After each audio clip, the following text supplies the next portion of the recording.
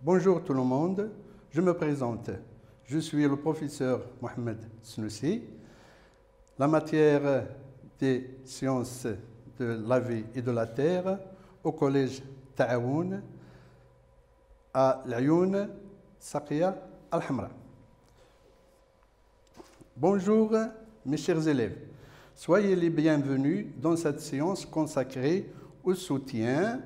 Et ce soutien, bien sûr, on va faire des exercices et à travers ces exercices, on va voir bien sûr beaucoup de définitions et on va voir et on va clarifier beaucoup de phénomènes géologiques parce que cette séance est consacrée aux phénomènes géologiques externes. Donc, soyez les bienvenus.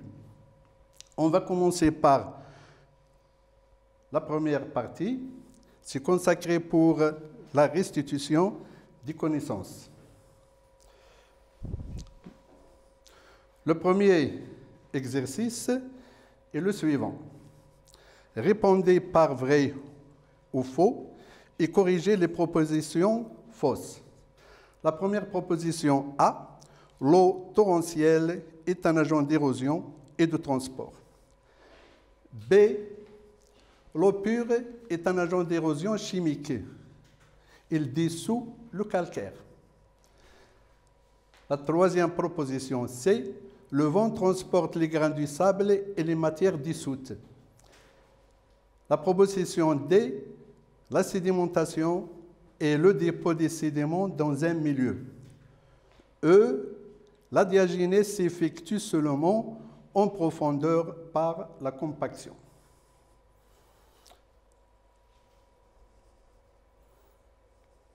Voilà, c'est très bien. On va voir donc la correction. Alors, j'ai répété ici des questions pour bien comprendre. Et nous avons en bas la solution de l'exercice 1. A. Est-ce que l'eau torrentielle est un agent d'érosion et de transport?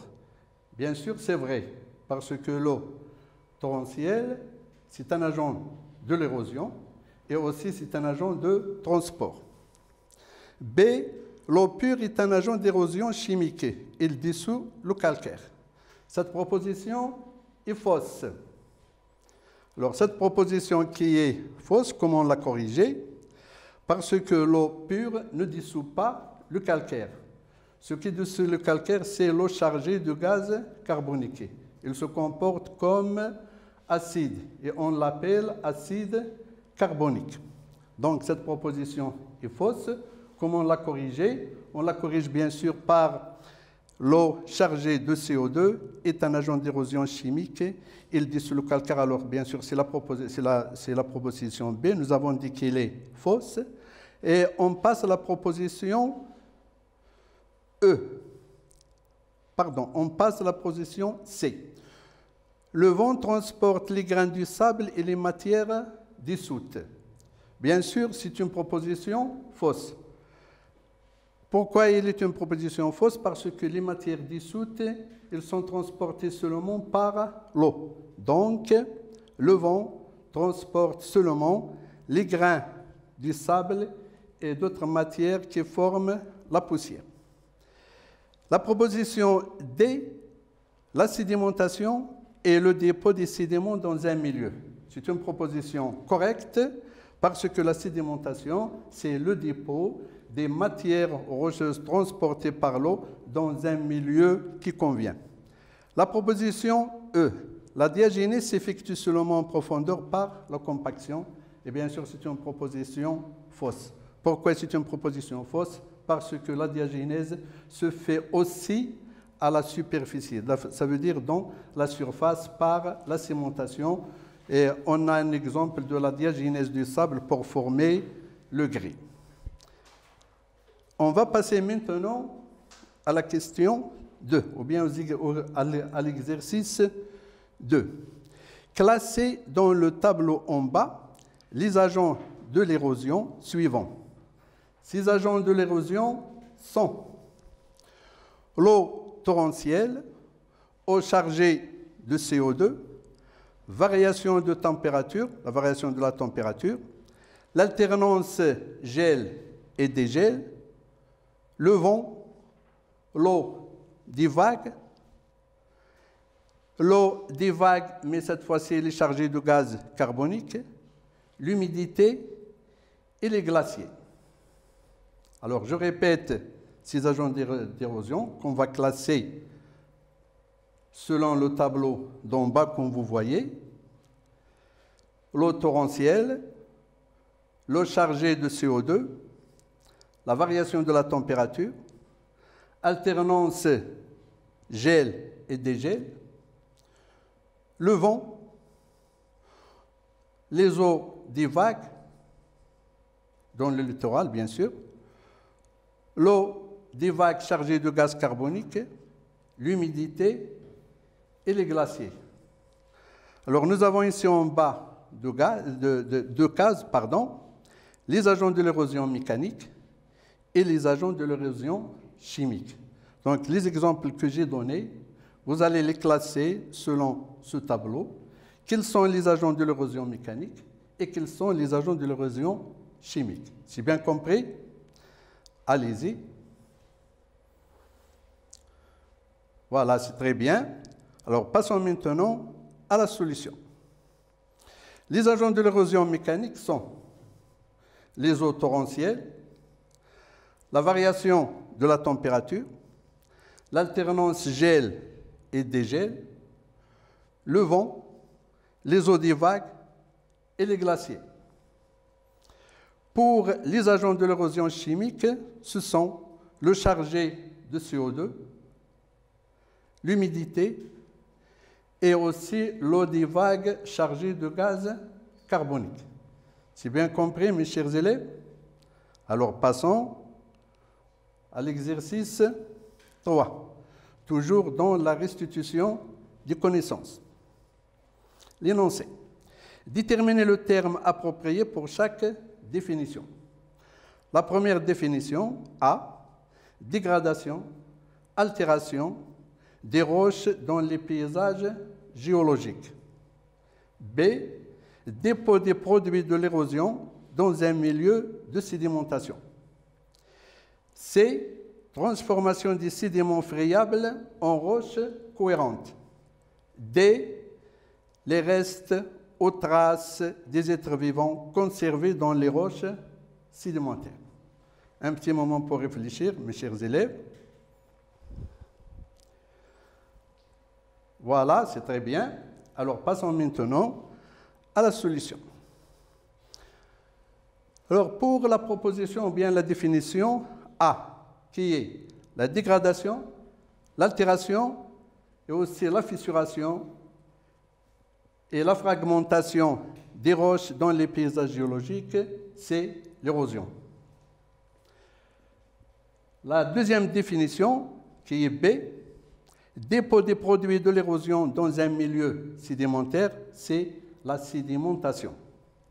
C, transformation des sédiments friables en roches cohérentes. Donc, les sédiments friables, ce sont des sédiments qui ne sont pas liés entre eux.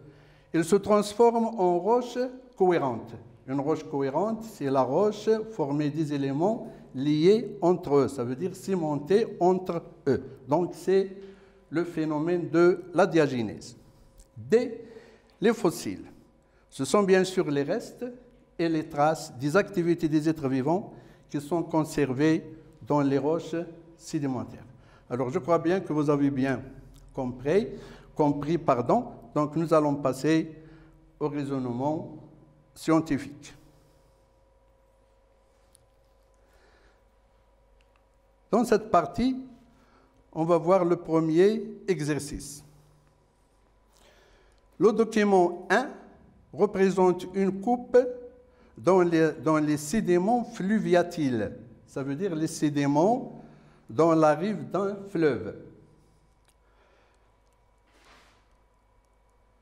Premièrement, désignez avec une flèche la direction du courant d'eau dans ce fleuve. Alors, vous observez ici le document 1.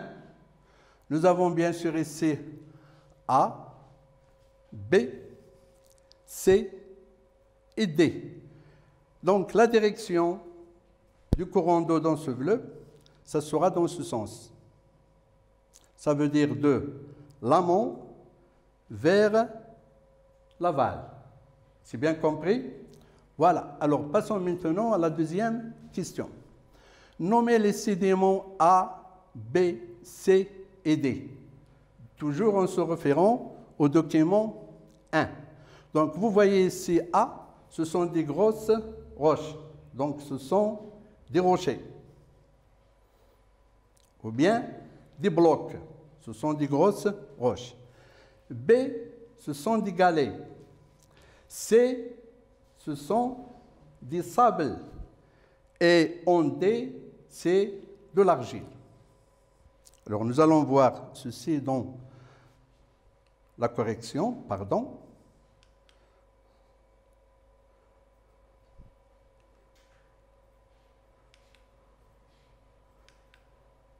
Voilà. Alors, la troisième question, c'est comment change-t-il la taille des sédiments de l'amont vers l'aval? Ça veut dire de l'amont vers l'aval. Nous voyons ici les rochers, les grands rochers, ça veut dire les blocs. Puis, des graviers, ils sont plus petits. Du sable est encore plus petit, ce sont des grains plus petits que les éléments du gravier.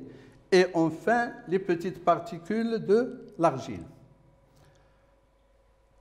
Donc la taille des éléments qui se sont sédimentés dans cette rive, elle diminue au fur et à mesure de l'amont à l'aval. La quatrième question, comparer la puissance du courant au niveau de A et au niveau de B. Alors nous avons ici A et ici bien sûr D. Alors, ici, en A, la pente est plus raide. Donc, la vitesse et le courant d'eau est plus puissant ici, dans la zone A. Il diminue peu à peu. En D, l'eau est presque calme. Donc, nous avons ici une diminution progressive du courant d'eau et de sa puissance aussi, de l'amont vers l'aval. Est-ce que c'est bien compris? Pour la question 4, on va comparer la puissance du courant au niveau du A et aussi au niveau de D. Au niveau de A, la vitesse et la puissance du courant est plus élevée. Et il diminue progressivement de l'amont vers l'aval, jusqu'à D, où l'eau devient presque calme. Alors c'est pourquoi on a ici une sédimentation des petites particules d'argile. Voilà. Alors, donc, le courant, sa puissance et sa vitesse diminuent progressivement de l'amont à l'aval.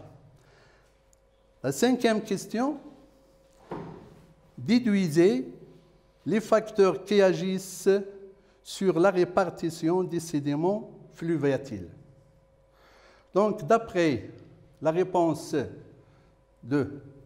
à la question 3 et à la question 4, on peut déduire que les facteurs qui agissent sur la sédimentation fluviatile sont, d'une part, la taille et la densité des éléments sédimentaires, et d'autre part, la vitesse et la puissance du courant. Donc, plus que le courant diminue, plus qu'il y a sédimentation des petites particules, bien sûr, de l'amont vers l'avant. Alors, ce qui nous donne une sédimentation dans l'ordre horizontal. Les rochers, puis les galets, ensuite des sables, et enfin les particules d'argile dans un milieu presque calme. Voilà. Alors, passons au deuxième exercice, pardon.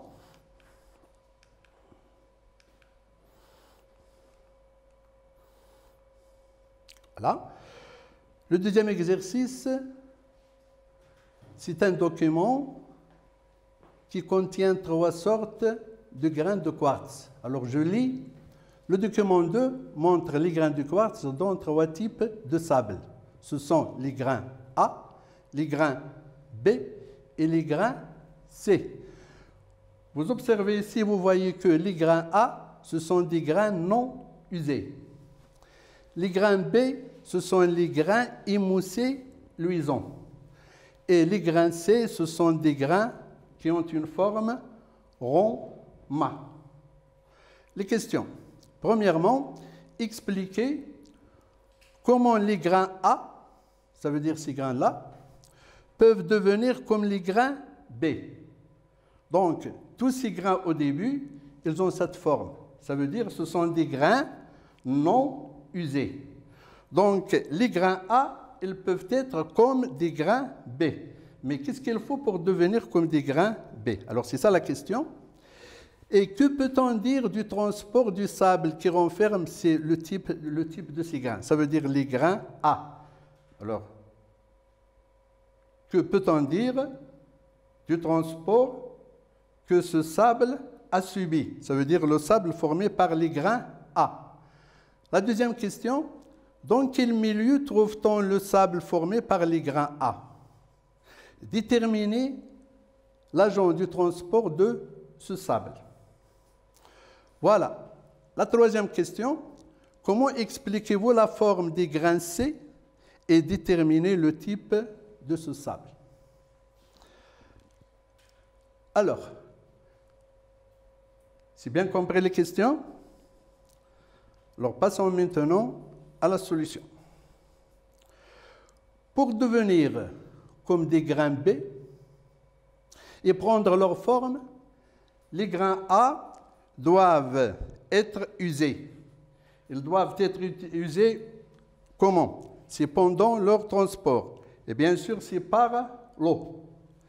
Les grains A ne sont pas usés. Donc, si le sable formé par des grains A n'est pas transporté ou il est transporté pour une courte distance. Donc, pendant le transport, les grains du sable s'usent.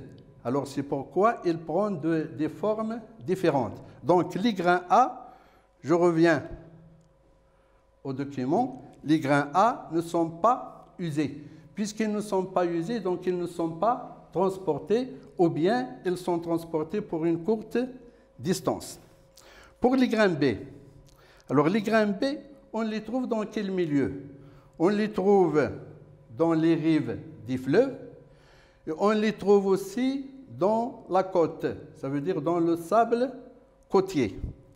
Pourquoi? Parce qu'ils sont émoussés luisants. Alors je reviens encore une fois au document. Ils sont émoussés luisants. Donc ils sont usés et ils sont lavés par l'eau. Alors c'est pourquoi ils prennent cette forme émoussée luisante. La troisième question, comment expliquez-vous la forme des grains C? Déterminez le type de ce sable. Le sable formé par la majorité des grains émoussés luisants est fluviatile, comme j'ai dit déjà. Donc, ils ont subi un transport par les eaux pour une longue distance. Ou bien, il se trouve aussi, ce type de sable, il se trouve dans les côtes. Ils sont usés et lavés par les mouvements des vagues dans la côte. La troisième question, pardon. Les sables, ou bien le sable formé des grains C, et ce sont des grains ronds-mâts. Donc ce sable, on le trouve bien sûr dans le Sahara, ça veut dire dans le désert. Et l'agent du transport qui a subi ce sable, c'est le transport éolien. Ça veut dire le transport par les vents. Alors je crois que c'est bien clair. D'accord?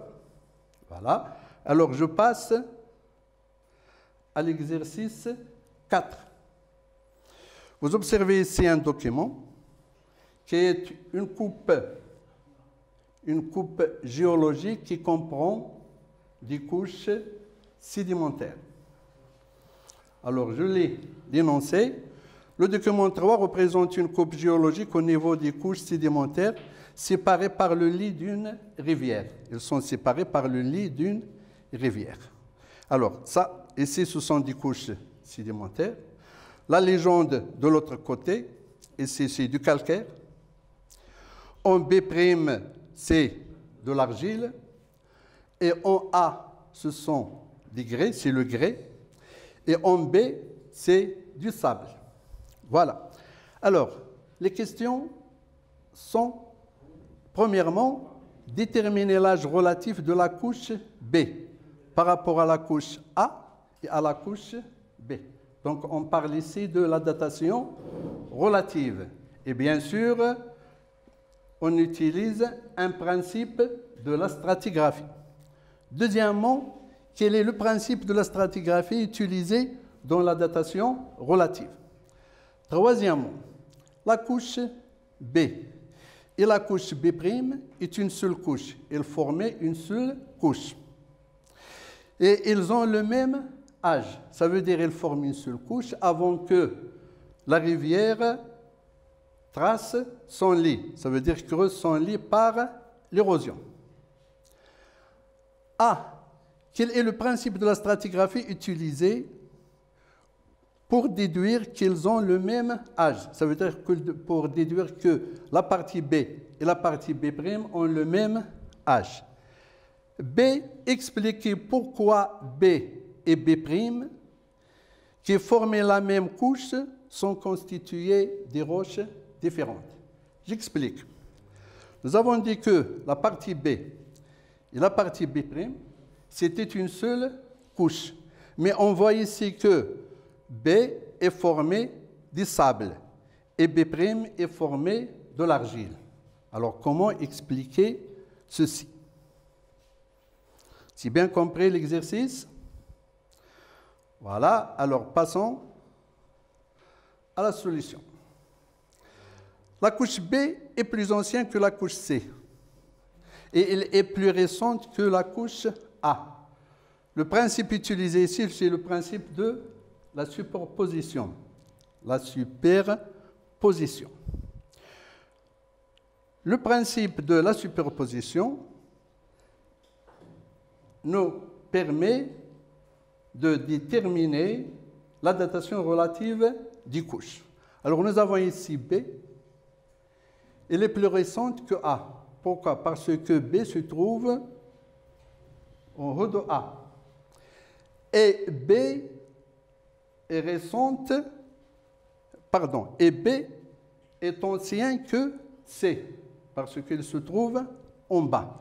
Donc, je récapitule, B est plus récente que A, et elle est plus ancienne que C. Donc, c'est la datation relative dont on utilise le principe de la superposition.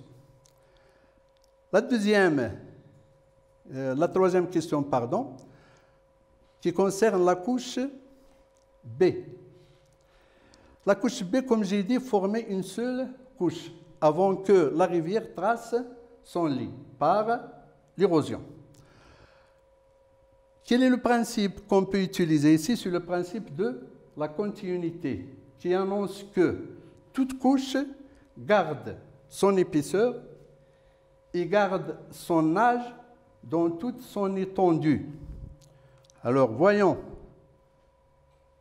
la solution. B et B' sont deux parties d'une même couche avant que la rivière creuse son lit par l'érosion. Il s'agit du principe de la continuité. Toute couche sédimentaire a la même épaisseur et a le même âge dans toute son étendue. D'accord?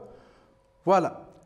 B, question B, B et B' sont formés pendant la même période. Ça veut dire qu'ils ont le même âge. Mais pourquoi leurs constituants sont différents? Alors, l'explication, c'est que ces deux parties de la même couche sont formées dans deux milieux différents. Par exemple, la couche, bien la partie B s'est formée dans un estuaire, et l'autre, elle est formée par exemple dans le milieu marin. Merci beaucoup pour votre attention. À la prochaine fois, Inch'Allah, et merci beaucoup.